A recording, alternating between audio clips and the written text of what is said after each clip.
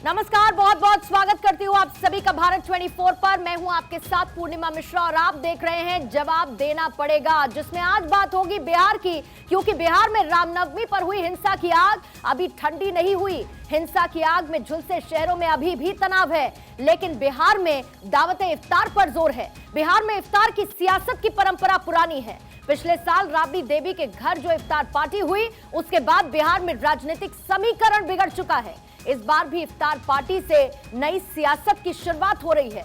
आज मुख्यमंत्री नीतीश कुमार ने इफ्तार पार्टी का आयोजन किया। सुशासन बाबू की इफ्तार पार्टी पर सवाल उठने लगे हैं।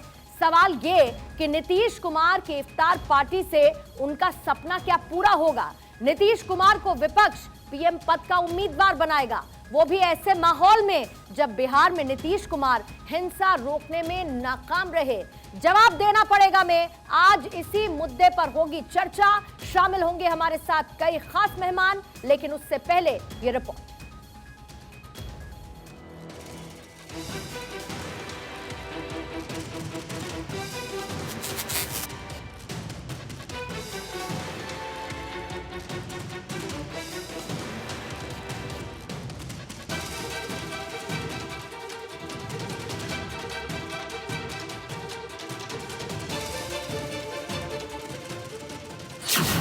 नीतीश की नई लड़ाई, इफ्तार के रास्ते लाल किले पर चढ़ाई।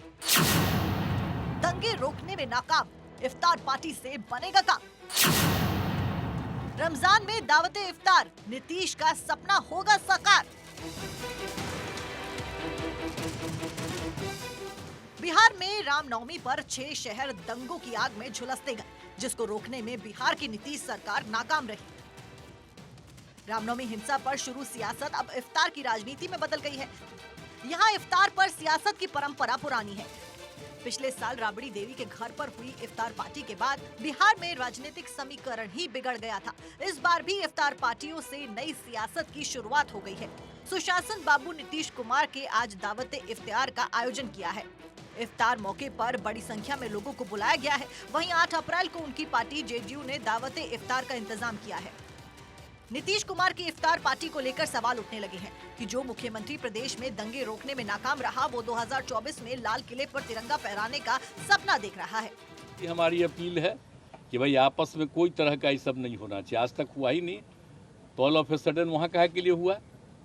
तो ये सब जानबूझ करके एक तरह की योजना है, किस तरह से होता है। हम तो आप लोगों को क्या बोले, अरे आप लोग भी क्या बोलिएगा, आप लोग सब पटना में हैं, लेकिन जब दिल्ली का देख न लीजिए, अब बाहर का जितना भी है अखबार उखबार सब में क्या क्या ये लोग सोशल मीडिया पर क्या कर रहा है, अनाप शनाप इसी सब का दुष्प्रचार है।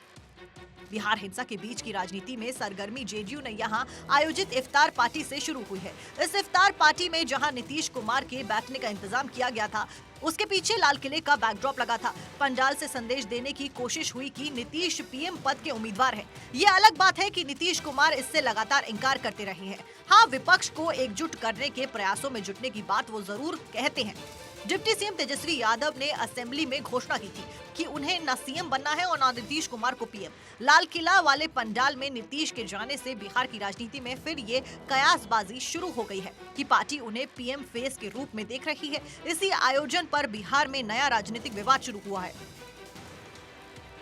वहीं दूसरी तरफ रामनवमी हिंसा के बहाने एआईएमआईएम सुप्रीमो असदुद्दीन ओवैसी ने इफ्तारी में नीतीश के टोपी पहनने और शॉल ओढ़ने पर ही सवाल उठा दिया है। उन्होंने कहा है कि सिर्फ टोपी पहन लेने से ही मुसलमानों की हिफाजत नहीं होती। मेरे सवाल का जवाब देने के बजाय नीतीश कुमार हमें वही पुराना कैसेट दोहरा रहे हैं कि एजेंट है। अरे भाई, जिस आप ही ने 2002 जब गुजरात का दंगा हुआ, आप बीजेपी के साथ रेलवे मंत्री थे। अब बिहार में जिसने भाजपा को मजबूत किया, ये क्या नीतीश कुमार लगता है कि नोटरी एजेंट है? अरे भाई, हमने वाजिब सवाल उठाया था। आपके भतीजे को लेकर जाइए ना, कंपनसेशन का ऐलान करिए, पुलिस ओहदेदार जो थे जो नाकाम साबित हुए सस्पेंड करिए उनको। तो ये इनकी नाकामी है और इनको हमारे सवालात उनको मालूम है सच्चाई पर मुबन्नी है, इसलिए सवाल का जवाब नहीं दे पा रहे हैं। हिंसा के बीच दावत इफ्तार से शुरू हुई सियासत का ऊंट किस करवट बैठेगा ये तो वक्त ही बताएगा। लेकिन सवाल उठना लाजमी है कि दंगा रोकने में नाकाम और सेकुलरिज्म की दुकान भरने वाले सुशासन बाबू का सपना साकार होगा क्या? Bureau report, Bharat 24। और इसी पर चर्चा करने के लिए हमारे साथ खास मेहमानों का एक बड़ा पैनल मौजूद है। उनसे आपका तारुफ करवा देती हूं। धनंजय गिरी, बीजेपी के प्रवक्ता, इस वक्त हमारे साथ मौजूद हैं। मयंक सिन्हा, जेडीयू के नेता, इस वक्त हमारे साथ मौजूद हैं। रत्नाकर सिंह, कांग्रेस के नेता, इस वक्त हमारे साथ मौजूद हैं। संजीव कौशिक, राजनीतिक विश्लेषक हैं, आप हमारे साथ मौजूद हैं। संजय राणा जी स्टूडियो में मौजूद हैं, राजनीतिक विश्लेषक हैं। और इसके साथ ही भारत 24 के कंसल्टिंग एडिटर अमित मिश्रा भी हमारे साथ स्टूडियो में मौजूद हैं। आप सभी का बहुत बहुत स्वागत करती हूं और चर्चा की शुरुआत मयंक सिन्हा आप ही के साथ करना चाहूंगी, क्योंकि एक सुर में हर कोई ये कह रहा है कि नीतीश कुमार तो पूरी तरीके से फेल नजर आते हैं। एक तरफ दंगा नहीं रोक पाए तो दूसरी तरफ इफ्तार पार्टी में शामिल भी होते हैं और इफ्तार पार्टी का आयोजन भी करते हैं। क्या दावते इफ्तार से सियासत रफ्तार देने की कोशिश है नीतीश कुमार की? देखिए, आप दंगा जो बोल रहे हैं, दंगा नहीं, हिंसा, और हिंसा को पूरी तरीके से काबू पाएगा बिहार में। और जितने भी हिंसा करने वाले लोग थे, चाहे किसी धर्म किसी जाति, उनके ऊपर FIR दर्ज किया, कानून के अनुरूप कार्रवाई की जा रही। इतने बड़े पैमाने पर लोग गिरफ्तार किया, तो राज्य की सरकार पूरे तरीके से ठोस कार्रवाई कर। दूसरी बात, आपको एक सवाल और पूछना चाहिए था कि जो महाराष्ट्र में हुआ वहां पर क्या दंगा नहीं हुआ? गुजरात में, बड़ोदरा में दंगा नहीं हुआ? इससे पहले उत्तर प्रदेश में दंगा नहीं हुआ? तो मयंक जी, और क्या आप ऐसी मयंक जी बीच में आपको रोक के पूछूंगा, तो ये जस्टिफिकेशन है क्या कि बिहार में भी दंगा हो जाए? और दूसरी बात, जो आपने कहा कि ये हिंसा थी, पूर्णिमा के सवाल पर, तो हिंसा थी, सुनियोजित हिंसा थी या कैसी हिंसा थी? राज्य प्रशासन क्या सो रहा था? क्योंकि जो रामनवमी का जुलूस निकलता है, मुझे जहां तक समझ में आता है, वो जिला प्रशासन की अनुमति से निकलता है और जिला प्रशासन रूट तय करता है। तो फिर ये कैसा सुशासन है? आपको मैं क्लियर कर रहा हूँ। पहले दिन आप लोगों ने रूमर चलाया कि सासाराम में 144 था। मैं सासाराम से ही आता, रिपब्लिक पर मैंने खंडन किया, CNN पे भी किया, तमाम न्यूज चैनल पर मैंने खंडन किया कि सासाराम में 144 था। पहले बात को आप समझिए। रैली जो रामनवमी का जुलूस था भगवान श्री राम का, वो बहुत ही सद्भाव के साथ संपन्न। आप ऐसा कीजिए ना मयंक सिन्हा, जो तस्वीरें हिंसा की देखने को मिली और उसमें हिंसा में जो ग्रसित लोग हुए उनको समझा दीजिए ना ये लॉजिक जो इस वक्त आप टीवी चैनल पर बैठकर समझा रहे हैं। आप कहते हैं कि हमने पूरी तरीके से कंट्रोल कर लिया। क्यों? आपको ये नहीं पता था कि असामाजिक तत्व हिंसा फैलाने की कोशिश कर सकते हैं? रामनवमी का मौका है, क्या उसका इतिहास कोई पहली बार आपने देखा कि रामनवमी के मौके पर यह सब कुछ हुआ है?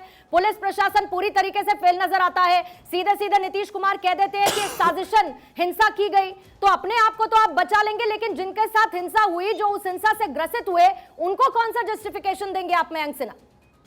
मैं तो बता तो रहा हूं। नहीं, कन्विंसिंग नहीं लग रहे ना आप मयंक सिन्हा, कन्विंसिंग नहीं लग रहे आप। कन्विंसिंग क्या मैं आके अब लड़ाई करूं तो कन्विंसिंग हो जाऊंगा? नहीं, बिल्कुल नहीं, लेकिन कम से कम ऐसी बात तो बोलिए जो आपकी बात को तर्क के साथ सामने ठीक तरीके से रख सके। सुनिए, राज्य के प्रति जो मेरी जिम्मेदारी है, मैं भारत का एक नागरिक हूँ और नागरिक होने के साथ जो संविधान ने मुझे जिम्मेदारी दिया है उसका ही निर्वहन करूंगा ना।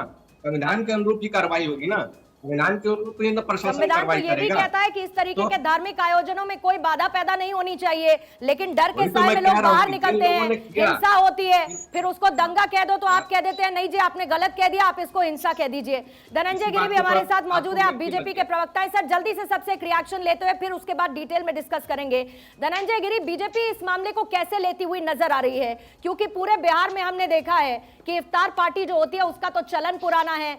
आप आरोप नीतीश कुमार पर लगा दीजिए, लेकिन क्या जब बीजेपी थी साथ में नीतीश कुमार के, तो क्या आप लोगों ने इफ्तार पार्टी का आयोजन नहीं किया? क्या सुशील मोदी इफ्तार पार्टी का आयोजन नहीं करते थे? सर्वधर्म संभाव की बात नहीं करते थे? आज जब नीतीश कुमार इफ्तार पार्टी में शामिल हो रहे हैं तो बीजेपी को कौन सी मिर्ची लग रही है? पूर्णिमा जी, इफ्तारी करते हैं कि सियासतदारी करते हैं? नीतीश बाबू गजब की तरफदारी करते हैं। इफ्तारी तो बहाना है, तुष्टीकरण पर निशाना है। मामला क्या है? आज जो बिहार की स्थिति है, जुल्म और जब्र के अंधेरे में करा रहा है बिहार महागठबंधन के घेरे में। नीतीश कुमार जिस गोद में जाकर के बैठे हैं और जो तुष्टीकरण का खेल चल रहा है, इस जो तुष्टीकरण के तेल से दंगों का खेल बिहार में चल रहा है और जो दंगे हो रहे हैं, भड़क रहे हैं, action speak louder than words. माननीय मुख्यमंत्री का एक समुदाय के विशेष के कार्यक्रम में जाना और उसको इस बात को हवा देता है, इस बात को वजन देता है कि नीतीश नए मिजाज के निजाम हैं, इनके नजर में बुत परस्ती गुनाह है, इनकी सरपरस्ती में फल फूल रहा जंगल राज है। आज आपने देखा कुछ ही दिन पहले एनआईए ने जो रेड मारी थी उसमें क्या क्या मिला, डॉक्यूमेंट्स क्या क्या मिले।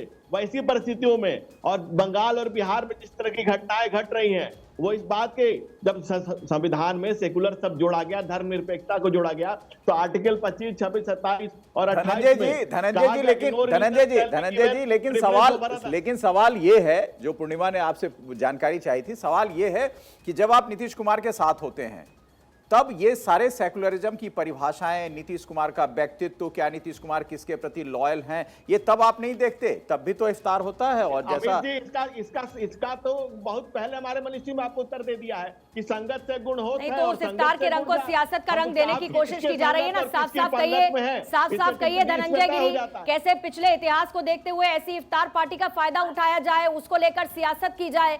जेडीयू भी वही कर रही है, अपनी सियासत को रफ्तार दे रही है, लेकिन जो तस्वीरें देखने को मिल रही हैं वो तस्वीरें तो हर किसी को नागवार होनी चाहिए। जो हिंसा उठी, उस हिंसा के बीच में इफ्तार पार्टी, और वो भी इतने व्यापक तरीके से उसका आयोजन होना, उसमें मुख्यमंत्री का शामिल होना निश्चित तौर पर एक गलत संदेश देता है, इसमें कोई दो राय नहीं है। रत्नाकर सिंह, मैं सर आती हूँ, लौटूंगी आपके पास, अभी है हमारे पास समय चर्चा के लिए। रत्नाकर सिंह जी, कांग्रेस क्या कहेगी इस पूरे मामले को लेके? क्योंकि बीजेपी तो घेर रही है नीतीश कुमार को, नीतीश कुमार कहते हैं साजिशन इस पूरी हिंसा को अंजाम दिया गया, जो ये समझना मुश्किल नहीं है कि वो इशारा किसकी तरफ करते हैं, लेकिन कांग्रेस का टेक इस पर क्या है? हिंसा के बाद इफ्तार पार्टी, उसमें मुख्यमंत्री का शामिल होना। देखिए पूर्णिमा जी, मैं पहले यही कहना चाहूंगा कि इफ्तार पार्टी जो दी जाती है, ये एक प्रेम भाईचारा का, समाज में सौहार्द का जो है एक संदेश दिया जाता है, जिसमें मुसलमान बंधु जो है हमको, हिंदू भाइयों को बुलाते हैं अपने यहाँ पे और उनका जो है पार्टी करते हैं, उनका स्वागत करते हैं और गले मिलते हैं। तो ये समाज में ये सदियों से चली आ रही एक परंपरा है। रत्नाकर सिंह, वो प्रेम और भाईचारा रामनवमी के मौके पर तो नहीं नजर आया ना? रामनवमी के दौरान प्रेम और भाईचारा नजर नहीं आया, इसीलिए हिंसा हुई, तोड़फोड़ हुई, आगजनी हुई, लोगों की रोजी रोटी छिनी। तो भाईचारा कम से कम वहां तो नहीं था। इफ्तार पार्टी में दिखा लीजिए जितना भाईचारा दिखाना है। बिल्कुल। अब मैं बिहार हिंसा के बारे में चर्चा कर लेता हूँ, थोड़ा सा समय दीजिएगा मुझे जरूर। धनंजय जी जो कह रहे थे उसी बातों पे आ जाना चाहता हूँ।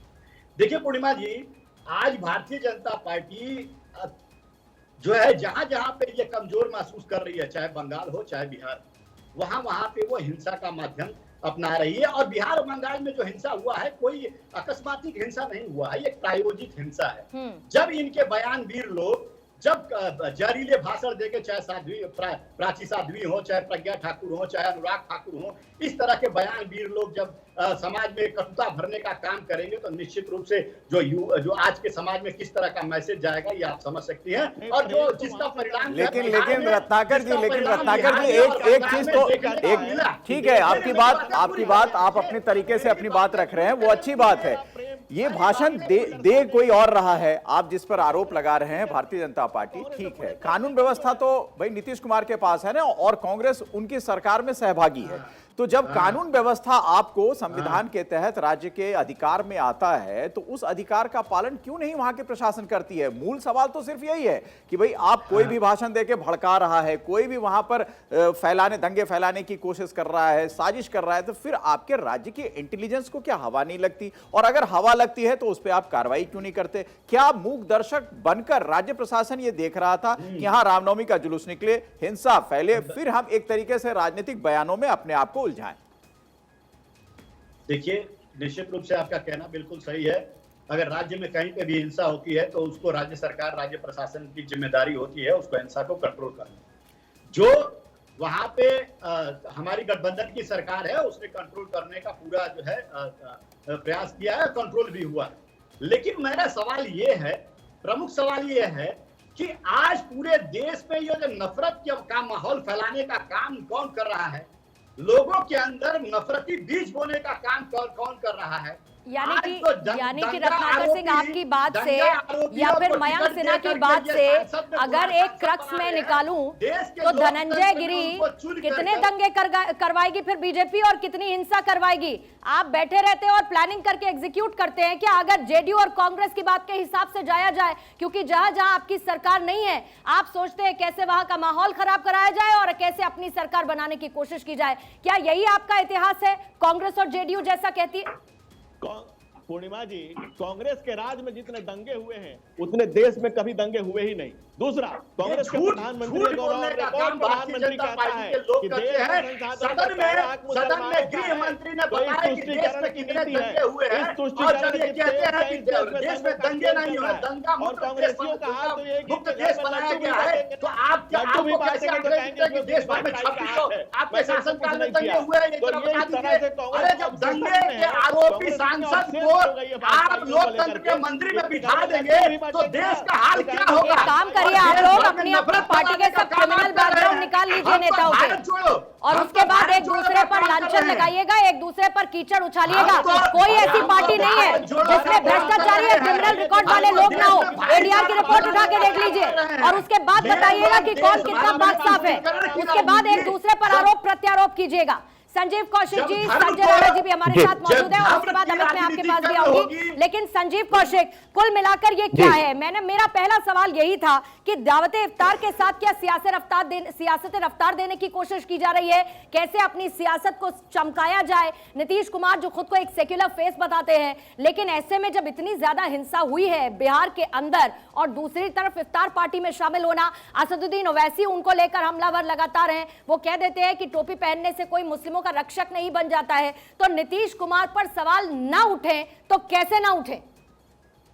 देखिए पूर्णिमा, ये नया हिंदुस्तान है और नए हिंदुस्तान में नई परिभाषाएं गढ़ी जा रही है। देश का मुख्यमंत्री और प्रधानमंत्री यदि मंदिरों में जाए, मंदिरों का शिलान्यास करे तो वो तुष्टीकरण की श्रेणी में नहीं आता।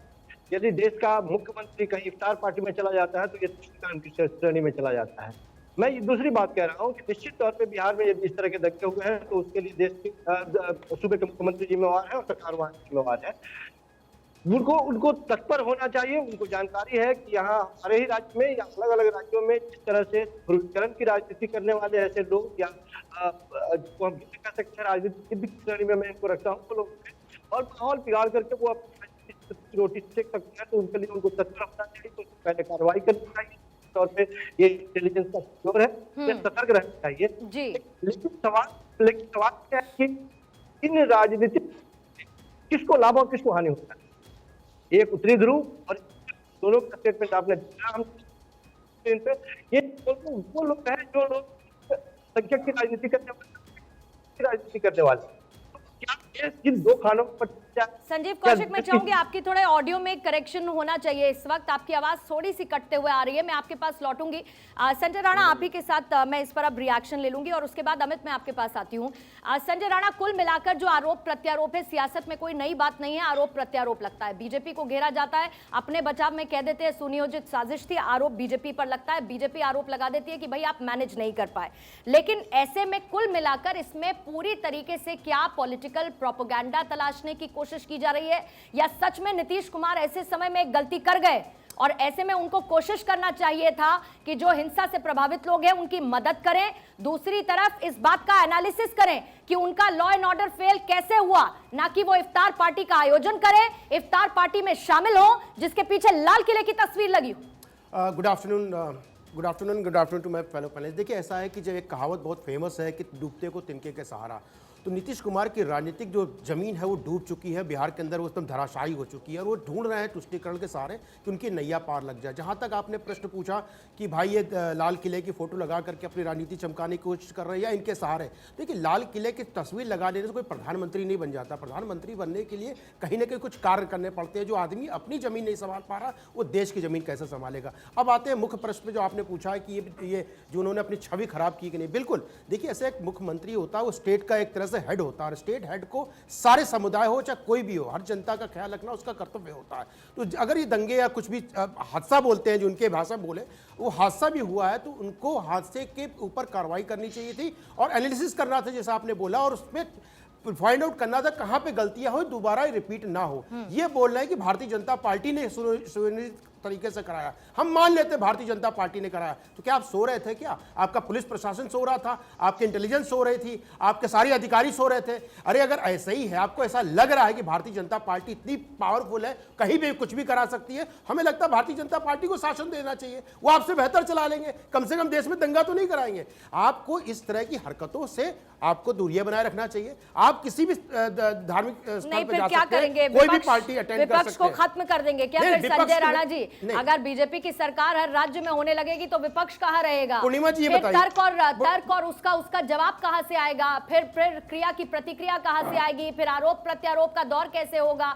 आप कह दीजिए सब जगह बीजेपी की सरकार नहीं, मैं चला ये नहीं दीजिए, बोलता कहेंगे वो बैठकर, वो कह देंगे बैठकर कि पूर्णि- ठीक है, फिर उसके बाद बीजेपी दंगा वहां पर भी कराएगी। पूर्णिमा जी, 30 सेकंड में अपनी बात को वाणी को विराम दूंगा। देखिए, मैं नहीं बोलता भारतीय जनता पार्टी की सरकार आनी चाहिए हर जगह, लेकिन विपक्ष सशक्त होना चाहिए, इसमें कोई दो राय नहीं है। लेकिन जिस तरह की भूमिका विपक्ष निभा रहा है, उसको लगता है आपको विपक्ष कर रहा है। अगर वहां पे बंगाल में दंगा हो जाता तो मोदी जी हैं, अगर बिहार में दंगा हो जाता उसमें मोदी जी है। अरे भाई, आप क्या कर रहे हो? आपको पता है मोदी जी आपके साथ ऐसा कर सकते हैं, या बीजेपी षड्यंत्र कर रही है, तो कितने नेता 50, 60, 70 उठा के अंदर कर दीजिए। आप उनको अंदर क्यों नहीं कर रहे हैं? उनको गिरफ्तार क्यों नहीं कर रहे हैं? उनके पर न्यायिक प्रणाली के अंदर कार्य क्यों नहीं कर रहे हैं? आप कुछ कर नहीं रहे, सिर्फ आरोप लगा रहे हैं। ठीक है, देखिए, तीनों आरोप तीनों लगाने इस से पर रिएक्ट कोई चीज करना का चाह रहे होगा हैं, नहीं। आप तीनों रिएक्ट करना चाह रहे हैं, मैं आपके पास आऊंगी। लेकिन अमित, सब आपके पास आते हुए, मुस्लिम तुष्टीकरण और उससे जुड़ी राजनीति कोई पुरानी नहीं है, लेकिन क्या मुस्लिम तुष्टीकरण से जुड़ी हुई जो सुलगती आग है, क्या नीतीश कुमार उसको हवा देने की कोशिश कर रहे हैं?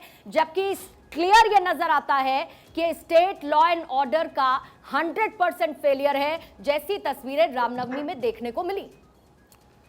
पूर्णिमा, बिहार की जो पिछले 20 सालों के इर्द गिर्द की राजनीति है ना, उसमें एक हिंदी फिल्म का गाना बहुत सटीक बैठता है। जब भी जी चाहे नई दुनिया बसा लेते हैं लोग, एक चेहरे पे कई चेहरे लगा लेते हैं लोग। तो बिहार की राजनीति में क्या है कि बीजेपी को जब सूट करते हैं नीतीश कुमार, तो वो पोस्टर बॉय हो जाते हैं, उनको ले आते हैं, उनको बहुत कम सीट रहने के बावजूद मुख्यमंत्री बना दिया जाता है। नीतीश कुमार जब बीजेपी की सारी नीतियों पर अमल नहीं करते हैं, तो फिर उन दोनों की दोस्ती टूट जाती है, और फिर जिनको पूरा पानी पी पी कर आरजेडी कोस रही थी कल तक, और नीतीश जी खुद कोस रहे थे, उनके साथ दामन एक साथ हो जाता है। तो ये ऐसी राजनीति है जिसमें इंटरेस्ट जो है सबसे ज्यादा हित स्थायी रहता है, और बिहार में वो देखने को मिल रहा है। अभी भले ही भारतीय जनता पार्टी और जेडीयू एक दूसरे पर आरोप लगा लें, लेकिन 2018, 2017 जो ऐसी घटनाएं हुई हैं बिहार में, तो उस समय तो इन लोगों के साथ सरकारें थी ना, वहां वही नीतीश बाबू मुख्यमंत्री थे। कभी भारतीय जनता पार्टी के सरकार उन साथ सरकार होती है, कभी आरजेडी के साथ सरकार होती है। लेकिन सवाल उससे ज्यादा है कि बिहार के लोगों का जो हित है वो सबसे ज्यादा इसमें नष्ट हुआ। आप और हम जो दंगे के दृश्य या उनकी भाषा में हिंसा के ही दृश्य अगर देख रहे हैं, तो वो जिम्मेदारी आज जो कुर्सी पर बैठे व्यक्ति हैं उनकी होती है कि उस जिम्मेदारी को कैसे तय किया जाए। और ये पूरी तरह से अगर राजनीतिक तौर पर ही किया गया था, तो इस राजनीति को कहां तक ले जाया जाएगा, उस पर कैसे विराम लगाया जाएगा। और एक बात जो राजनीतिक विश्लेषक संजय राणा जी की तरफ से आई थी कि बीजेपी की सरकार अगर होगी तो दंगे नहीं होंगे, और उस पर जो आपका जवाब था बिल्कुल सटीक था कि क्या भारतीय लोकतंत्र में फिर विपक्ष की भूमिका नहीं रहेगी। और अभी के हालात जो हैं उसमें विपक्ष का अगर ताना बाना देखें संजय जी, तो ज्यादातर क्षेत्रों में विपक्ष जो है सत्ता में ही नहीं है, वोट परसेंटेज भी है, चाहे वो क्षेत्रीय पार्टियों की हो, कांग्रेस की हो, या जो भी भारतीय जनता पार्टी के खिलाफ रहती है। तो ये भारतीय लोकतंत्र का एक बहुत अच्छा उदाहरण है कि सत्ता और विपक्ष दोनों अपने अपने हिसाब से राजनीति करते हैं। हाँ, उसमें सबसे बड़ी बात जो देखी जाती है वो ये देखी जानी चाहिए कि जनता का इंटरेस्ट बिल्कुल इसी पर मैं आ रही थी कि जो जिस जनता ने चुन के सरकार को बैठाया है कुर्सी पर, उसका इंटरेस्ट कौन देखेगा। मयंक सिन्हा, आपको अगर बुरा लगे तो पहले ही माफी चाहती हूँ। एक तरफ इफ्तार पार्टी में शामिल होने की नीतीश कुमार की बात हो रही है, डिबेट के दौरान आप अपना लंच या स्नैक एंजॉय कर रहे हैं। कुल मिलाकर पूरा प्रदेश कैसे जल रहा है, लोग वहां पर परेशान हैं, 2 जिलों का क्या हाल है, विधानसभा में आपकी सरकार गिरती हुई नजर आती है, लेकिन उसके बावजूद लॉ एंड ऑर्डर का 100% फेलियर होने के बावजूद, मयंक सिन्हा जी माफी चाहूंगी, आपके चेहरे पर एक शिकन नजर नहीं आ रही है जो कुछ भी बिहार में हुआ उसके बाद। मेरे चेहरे पे बहुत शिकन है, अब मेरा तबीयत ठीक नहीं, तो आप बोल रही हैं, मैंने आपको समय दिया, भारत 24 पे आते रहता हूँ, पहली बार पिछले 3-4 दिन से बीमार चल रहा, ठीक है। और दूसरी Get बात well की soon, जो sir. बीमार चल रहे हैं और मैगी खा रहे हैं। नहीं खैर कोई बात ये नहीं। व्यक्तिगत गेट वेल सुन व्यक्तिगत टिप्पणी मयंक सिन्हा जी, नहीं, कोई बात नहीं, मैंने उन्हें भाई रोक साहब- दिया, अपनी बात पूरी कीजिए, कोई बात नहीं। खाने पीने पे भी पाबंदी लगा दीजिए आप लोग। नहीं बात पूरी कीजिए मयंक आपके सिन्हा जी, चेहरा मैंने रोक खाना- दिया उनको। आपके चेहरे की खुशी मयंक बता सिन्हा रही जी, है, बड़े खुश मैंने नजर आ इसीलिए रहे हैं। तुरंत रोक दिया नहीं, मयंक नहीं, सिन्हा जी, मैं खुश नहीं मैंने हूँ। तुरंत रोक ठीक है। दिया। आपकी तबीयत खराब है सर, गेट वेल सून। अब अपनी बात प्लीज पूरी अब कीजिए। पहली बात, दूसरी बात ये कह रहा हूँ कि जो माननीय मुख्यमंत्री जी का कार्यक्रम था दावत इफ्तिहार में जो लाल किले का फोटो लगा हुआ, उस पर जो आप चर्चा कर रही थी, 2013 में आदरणीय प्रधानमंत्री जी भी 2 करोड़ रुपया का तंबू और कनात का बनाए थे लाल किला, और उसके सामने भाषण दे रहे हैं। तो लाल किला पर तो बीजेपी का कॉपीराइट और पेटेंट राइट है नहीं। लाल किला तो 150 करोड़ देशवासियों का है।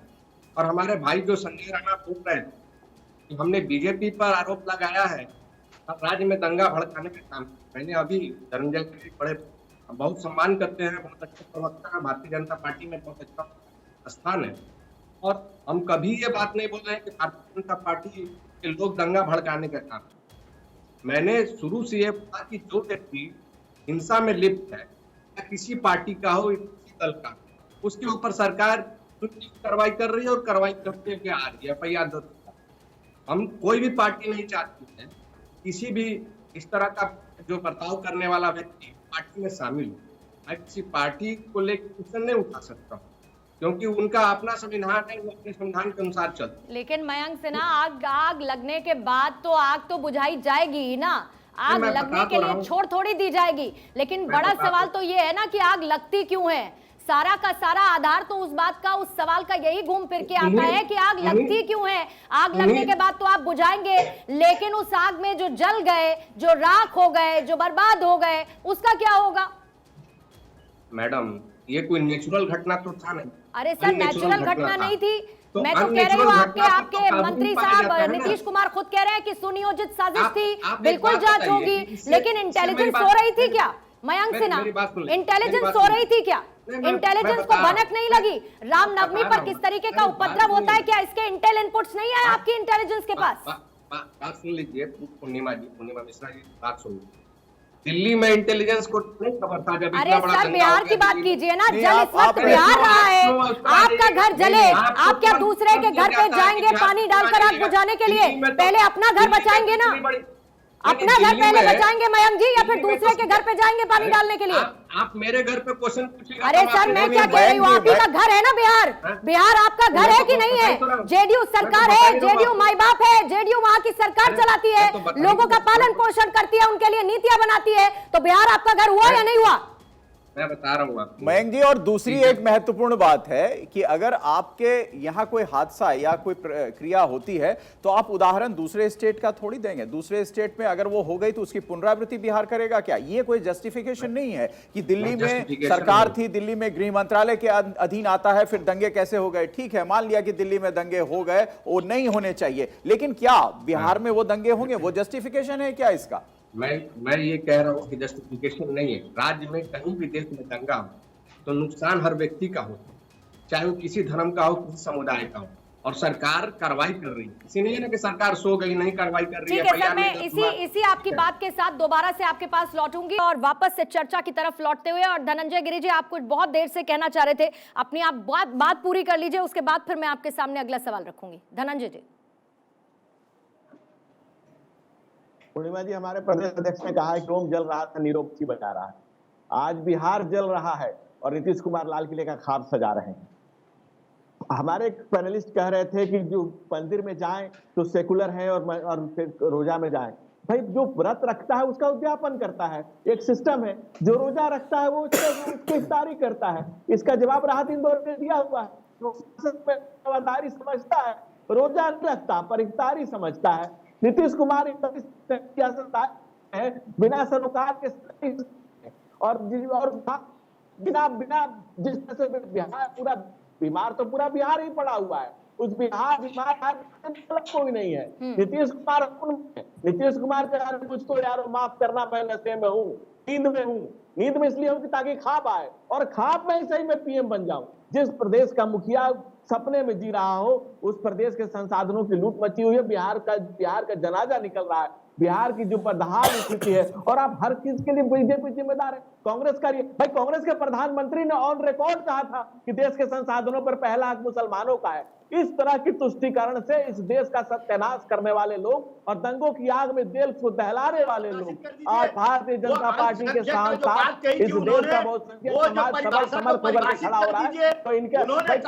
बीजेपी रत्नाकर जी अपने समय पर बोलेगा, अपने समय पर आपकी बात का जवाब रत्नाकर जी दे रहे हैं। धनंजय जी एक सेकंड, शोषितों की बात कही धनंजय जी जरा रुकिएगा, रत्नाकर जी जवाब दे रहे हैं। रत्नाकर जी देखिए, पहली चीज तो भारतीय जनता पार्टी के जो प्रवक्ता बैठे हैं यहाँ चैनल पे बैठ के पूरी तरह से झूठ बोलकर और लोगों में नफरत की भावना भरने का काम कर रहे हैं। मनमोहन सिंह ने कहा था कि अल्पसंख्यकों का अधिकार है देश के संसाधनों पे प्रथम, लेकिन वो अल्पसंख्यक कौन कौन थे? दलित, वंचित, शोषित, जो आदिवासी लोग हैं उनकी बातें कहा था उन्होंने, जो गरीब तबके की बात कही थी उन्होंने उनको बात कहा था, और ये दूसरे परिप्रेक्ष्य में उसको घुमा करके बर्दाश्त नहीं करने जा रहा है। दलित इस देश का बहुसंख्यक समाज है, दलित इस देश में संख्यक नहीं है रत्नाकर जी, और ये रत्नाकर वाला काम नहीं चलने देंगे। हम वाल्मीकि की संस्कृति को चलाएंगे, रत्नाकर की संस्कृति को नहीं चलने देंगे।